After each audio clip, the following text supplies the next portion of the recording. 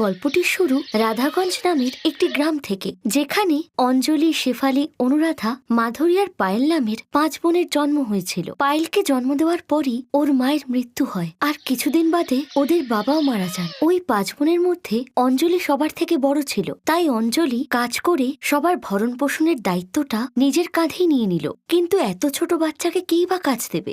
তাই অঞ্জলি এদিক ওদিক খুঁজেও কোনো কাজ পেল না। আজও কোনো কাজ পেলাম না, আজও আমাদের না খেয়ে ঘুমোতে হবে। তুমি চিন্তা করো না, আমরা না খেয়েই শুয়ে পড়ব।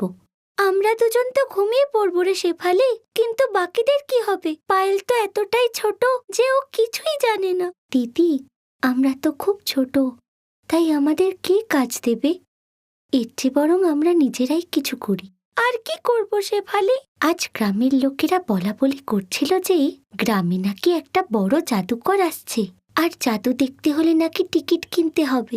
একটা টিকিটের মূল্য 100 টাকা। দিদি, চাইলে তো আমরাও জাদু দেখাতে পারি। হ্যাঁ রে, এটা তুই ঠিক বললি শেফালি।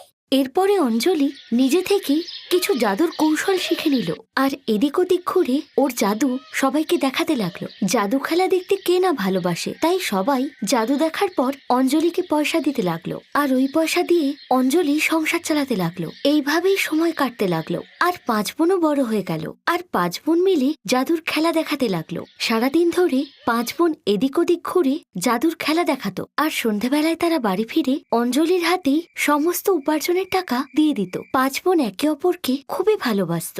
এই নাও অঞ্জলি দিদি, আজ জাদু দেখিয়ে এই টাকাটাই হয়েছে।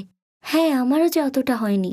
কোনো ব্যাপার না, সব দিনই কি একই রকম হবে নাকি? আমরা 5 বোন এভাবেই একসাথে থাকবো, আর সব সুখ দুঃখ ভাগ করে নেব। তখনই সেখানে গ্রামের প্রধান মহাশয় চলে এলেন। আরে প্রধান মহাশয় যে, কি ব্যাপার?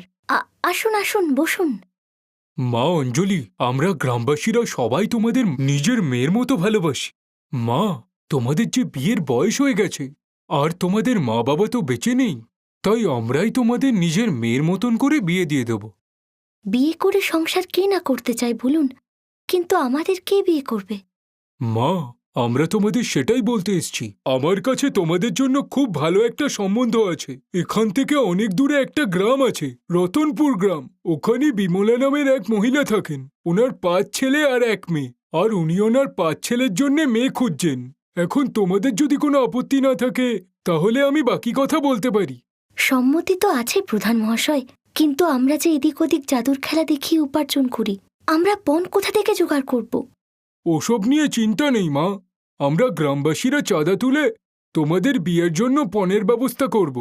প্রধান মহাশয় 5 বোনের বিয়ের কথা এগোলেন। বিমলার 5 বোনকেই পছন্দ হয়, আর সে ওদের কাছে 5 লাখ টাকা পণ চায়। প্রধান মহাশয় পণ দিতে রাজি হলেন, আর সব গ্রামবাসীরা মিলে বিমলার হাতে 5 লাখ টাকা পণ দিয়ে দিল। 5 বোনের বিয়ে হয়ে গেল, আর তারা শ্বশুরবাড়িতে চলে গেল। আজ আমাদের স্বপ্ন সত্যি হয়ে গেল। আমরা 5